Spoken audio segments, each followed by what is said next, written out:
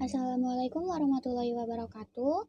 Perkenalkan, saya Lisa Angelin dari Prodi Sastra, jurusan Sastra Indonesia. Di sini saya akan membacakan kisah Jaka Tarub dan Tujuh Bidadari, yang dimana kisah ini berasal dari daerah Jawa Tengah. Pada zaman dahulu, hidup seorang pemuda bernama Jaka Tarub di sebuah desa di daerah Jawa Tengah. Ia tinggal bersama ibunya yang biasa dipanggil Mbok Mila. Ayahnya sudah lama meninggal. Sehari-hari Jaka Tarub dan Mbok Mila bertani di sawah. Pada satu malam, di tengah tidurnya yang lelap, Jaka Tarub bermimpi mendapat istri seorang bidadari nan cantik jelita dari kayangan.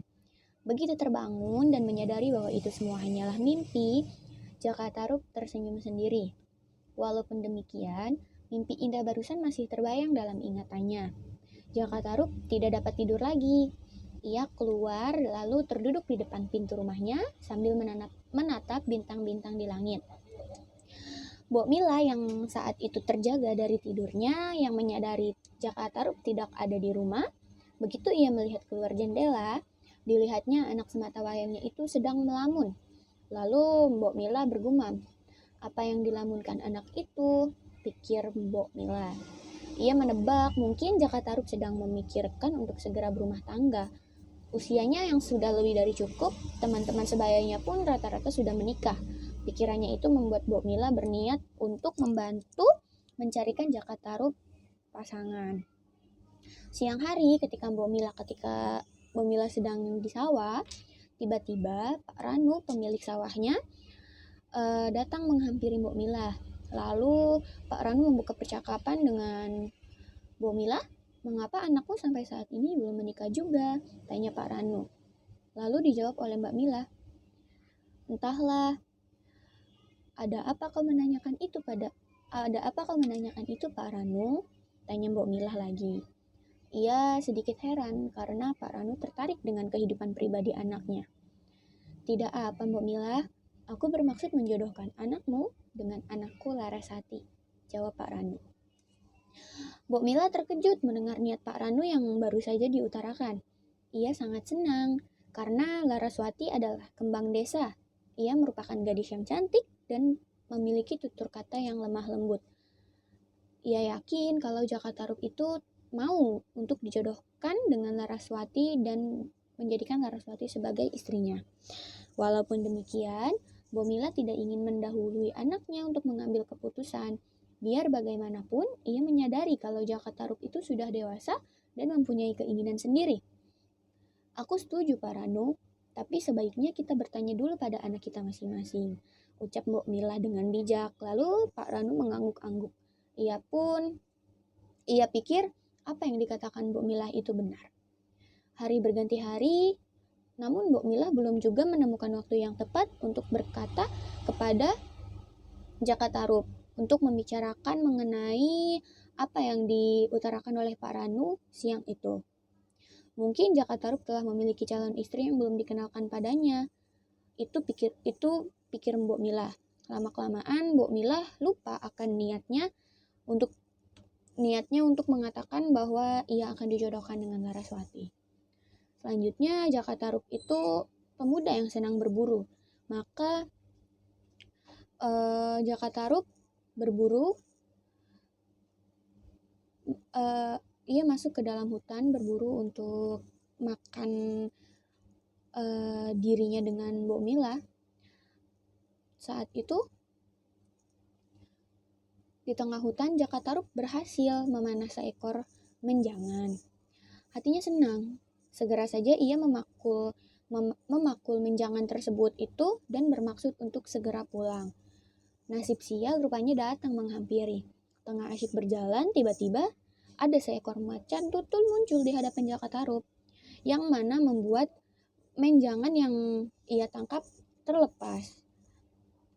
Dan Jaka Tarub tertunduk lemas. Bukan hanya kaget atas peristiwa yang baru saja dialaminya, ia pun merasa heran.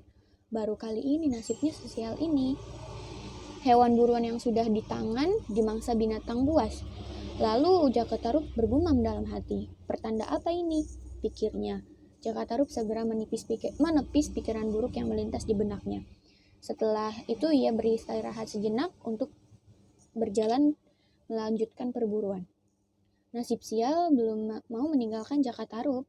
Setelah berjalan dan menunggu beberapa kali, tak seekor hewan buruan pun yang melintas. Matahari kian meninggi, Jakatarup pun merasa lapar, tak ada bekal yang ia bawa, maka lantas Jakatarup memutuskan untuk pulang walaupun dengan tangan hampa. Saat sampai di depan rumahnya, Jakatarup heran, kenapa rumahnya ini banyak orang yang sedang mengerumuni rumahnya. Ada apa ini? Tanya Jakatarup dengan berteriak. Orang-orang terkejut, lalu memberitahu bahwa ibundanya telah berpulang. Mata Jakatarup langsung tertuju pada sesosok tubuh yang terbujur kaku di atas dipan di ruang tengah. Beberapa detik kemudian, Jakatarup menangis karena ibunya, satu-satu orang yang ia miliki, telah berpulang. Tak lama setelah itu, sepeninggal ibunya, Jakatarup mengisi hari-harinya hanya dengan berburu.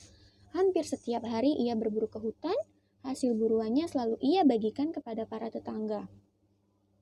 Hanya dengan berburu, Jakatarup dapat melupakan kesedihannya. Pagi itu, Jakatarup seperti biasa berburu. Jakatarup telah bersiap-siap untuk berangkat. Dengan santai, ia berjalan menuju hutan karena masih pagi. Ketika sampai di hutan, Jakatarup menunggu hewan buruan lewat. Tak terasa, hari telah siang. Namun tak satu pun hewan yang ia dapat, Jakatarup justru lebih banyak melamun. Karena Jakatarup haus, maka Jakatarup menuju ke danau. Ketika hampir di suatu danau, Jakatarup menghentikan langkah kakinya yang mana kala itu telinganya menangkap sebuah suara. Suara gadis-gadis yang sedang bersenda gurau. Mungkinkah ini hanya hayalanku saja? Pikirnya heran. Mana mungkin ada gadis-gadis bermain-main di tengah hutan belantara begini? Terus dengan mengendap, karena penasaran, Jakatarup melangkahkan kakinya menuju danau. Suara tawa gadis itu makin jelas terdengar. Jakatarup mengintip dari balik pohon besar ke arah danau. Alangkah terkejutnya Jakatarup menyaksikan 7 orang gadis cantik sedang mandi di danau Toyawening. Jantungnya berdegup makin kencang. Maka satu pikiran terlintas yang mana Jakatarup melihat sebuah selendang para ketujuh bidadarinya. Para ketujuh bidadari yang sedang mandi di danau. Lantas Jakatarup menyembunyikan salah satu selendang tersebut. Selendang berwarna merah telah berhasil diambilnya. Lalu Jakatarup buru-buru menyelinap ke semak-semak. Tiba-tiba seseorang bidadari itu berkata, "Ayo kita pulang sekarang, hari sudah sore." Lalu dijawab oleh salah satu bidadari yang lain, "Ya benar, sebaiknya kita pulang sekarang sebelum matahari terbenam." Tambah yang lain. Para bidadari itu keluar dan mengenakan pakaian mereka masing-masing. Lalu salah satu bidadari yang tak menemukan bajunya bertanya pada keenam bidadari yang lain, "Di mana bajuku? Siapa yang mengambil bajuku? Di mana kau taruh bajumu, Nawang Wulan?" Tanya seorang bidadari kepadanya. "Di sini, sama dengan baju kalian." Nawang Wulan menjawab sambil menangis. Ia terlihat sangat panik. Tanpa bajunya, mana mungkin ia dapat pulang kembali ke kayangan. Karena Nawang Wulan tak menemukan bajunya, ia segera masuk kembali ke danau, dan teman-temannya yang lain itu membantu mencari baju Nawang Wulan. Usaha mereka tuh sia-sia karena baju Nawang Wulan tak kunjung ditemukan. Akhirnya seorang bidadari itu berkata, "Nawang Wulan, maafkan kami harus segera pulang ke kayangan dan meninggalkanmu di sini. Hari sudah menjelang sore." Nawang Wulan tidak dapat berbuat apa-apa. Keenam saudaranya kembali ke kayangan, dan Nawang Wulan di sana masih sedih karena tidak dapat kembali ke kayangan. Lalu terucap oleh Nawang Wulan, "Siapa yang bisa memberiku pakaian akan kujadikan saudara bila itu perempuan. Tapi bila ia laki-laki akan kujadikan suamiku." Lalu Jakatarup yang sedari tadi memperhatikan gerak-gerik Nawang Wulan dari balik pohon tersenyum senang. Akhirnya mimpiku menjadi kenyataan, pikirnya. Jakatarup keluar dari persembunyian dan berjalan ke arah danau. Ia membawa baju mendiang ibunya yang diambilnya ketika pulang tadi. Jakatarup meletakkan baju tersebut di atas sebuah batu besar seraya berkata, "Aku Jakatarup, aku membawakan pakaian yang kau butuhkan. Ambillah dan pakailah, sudah hampir malam." Lalu Jakatarup meninggalkan Nawang Wulan untuk menunggu di balik pohon besar. Tak lama Nawang Wulan datang menemuinya. "Aku Nawang Wulan, aku bidadari dari kayangan yang tak bisa kembali ke sana karena bajuku hilang." Lalu setelah itu Jakatarup membawa Nawang Wulan untuk tinggal di rumahnya.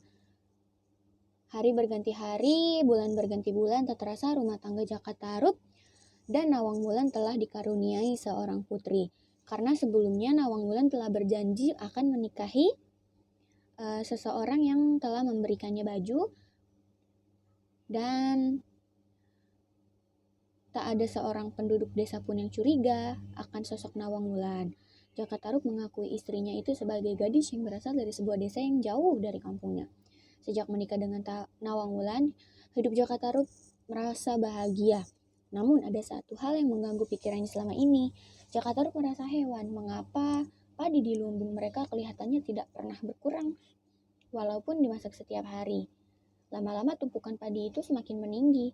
Panen yang diperoleh secara teratur membuat lumbung mereka hampir tak muat lagi menampungnya. Pada suatu pagi, Nawang Wulan hendak mencuci ke sungai. Ia menitipkan anaknya Nawangsih pada Jakatarup. Dan di saat itu Nawang Wulan memberikan peringatan kepada suaminya untuk tidak membuka tutup kukusan nasi yang sedang dimasaknya. Ketika sedang asik bermain dengan Nawangsih yang saat itu berumur 1 tahun, Jakatarup teringat akan nasi yang sedang dimasak oleh istrinya tersebut. Karena sudah lama Jakatarup hendak melihat apakah nasi itu sudah matang. Tanpa sadar, Jakatarup membuka kukusan nasi itu. Ia lupa akan pesan Nawang Wulan. Betapa terkejutnya Jakatarup ketika kukusan itu dibuka. Nawang Wulan hanya memasak setangkai padi. Ia langsung teringat akan persediaan padi mereka yang semakin lama semakin banyak. Terjawab sudah pertanyaannya selama ini. Nawang Wulan yang rupanya telah sampai di rumah menatap marah kepada suaminya. "Kenapa kau melanggar pesanku, Mas?" Tanya Nawang Wulan dengan nada yang marah. Jakatarup tidak bisa menjawab. Ia hanya terdiam. "Hilang sudah kesaktianku untuk merubah setangkai padi menjadi sebakul nasi," lanjut Nawang Wulan. "Mulai sekarang aku harus menumbuk padi kita untuk masak. Karena itu Mas harus menyediakan lesung untukku." Jakatarup menyesali perbuatannya, namun mau apa dikata. Semuanya sudah terlambat. Mulai hari itu Nawang Wulan selalu menumbuk padi untuk dimasak. Mulailah terlihat persediaan padi mereka semakin lama semakin menipis. Bahkan sekarang padi itu sudah tinggal tersisa di dasar. Seperti biasa pagi itu Nawang Wulan hendak melihat lumbung yang terletak di halaman belakang untuk mengambil padi. Ketika sedang menarik batang padi yang tersisa sedikit itu, Nawang Wulan merasakan tangannya memegang sesuatu. Karena penasaran, Nawang Wulan terus menarik benda itu. Wajah Nawang Wulan seketika pucat pasi menatap bahwa benda yang baru saja ia pegang merupakan baju yang telah lama hilang. Baju yang dicarinya, baju bidadari dan selendangnya yang berwarna merah. Bermacam perasaan berkecamuk di hatinya. Nawang Wulan merasa dirinya telah ditipu oleh Jakatarup selama ini. Ia sama sekali tidak menyangka ternyata orang yang tega mencuri bajunya itu adalah Jakatarup. Segera saja keinginan yang tidak pernah hilang dari hatinya menjadi begitu kuat. Nawang Wulan ingin pulang ke kayangan. Sore hari ketika Jakatarup ke rumahnya, ia tidak mendapati Nawang Wulan dan anak mereka Nawangsih. Jakatarup mencari keberadaan mereka sambil berteriak. Namun yang dicari tak kunjung juga menjawab. Saat matahari sudah mulai tenggelam, tiba-tiba Jakatarup sedang berdiri di halaman rumah melihat sesuatu melayang menuju ke arahnya. Dia mengamatinya sesaat. Jakatarup terpana. Beberapa saat kemudian, ia mengenali ternyata seseorang yang dilihatnya adalah Nawang Wulan yang menggendong Nawangsih. Nawang Wulan terlihat sangat cantik dengan baju bidadari yang lengkap dengan selendangnya. Jakatarup merasa dirinya gemetar. Ia sama sekali tidak menyangka kalau Nawang Wulan berhasil menemukan kembali baju yang telah lama ia sembunyikan, baju yang ia curi selama ini. Lantas saat telah sampai di depan hadapan Jakatarup, Nawang Wulan berkata, "Kenapa kau tega melakukan ini padaku, Jakatarup?" tanyanya sedih. Lantas Jakatarup menjawab, "Maafkan aku, Nawang Wulan. Hanya itu kata yang sanggup diucapkan oleh Jaka Tarub. Sekarang kau harus menanggung akibat perbuatanmu, Jaka Tarub, kata Nawang Wulan. Aku akan kembali ke kayangan karena sesungguhnya aku ini seorang bidadari. Tempatku bukan di sini, selanjutnya. Jaka Tarub tidak menjawab. Ia pasrah atas keputusan Nawang Wulan. Kau harus mengasuh Nawangsi sendiri. Mulai saat ini kita bukan suami istri lagi, kata Nawang Wulan tegas. Ia menyerahkan Nawangsi ke pelukan Jaka Tarub. Anak kecil itu masih tertidur lelap. Ia tidak sadar bahwa sebentar lagi ibunya akan meninggalkannya. Betapapun salahmu padaku, Jaka Tarub, Nawangsi tetaplah anakku. Jika ia ingin bertemu denganku, suatu saat nanti, bakarlah batang padi, maka aku akan turun menemuinya, tutur Nawang Wulan sambil menatap wajah Nawangsi. Hanya satu syaratnya, kau tidak boleh bersama Nawangsi ketika aku menemuinya. Biarkan ia seorang diri di dekat batang padi yang dibakar. Lanjut Nawang Wulan. Jaka Tarub menahan kesedihannya dengan sangat. Ia terlihat tegar. Setelah Jaka Tarub menyatakan kesanggupannya untuk tidak bertemu lagi dengan Nawang Wulan, sang bidadari pun terbang meninggalkan dirinya dan Nawangsi. Jaka Tarub hanya sanggup menatap kepergian Nawang Wulan sambil mendekap Nawangsi yang sedang tertidur. Sungguh kesalahannya tidak termaafkan. Tidak hal lain yang dapat dilakukannya saat ini selain merawat Nawangsi dengan baik seperti pesan Nawang Wulan. Sekian cerita yang saya bacakan mengenai Jaka Tarub dan 7 bidadari. Wassalamualaikum warahmatullahi wabarakatuh.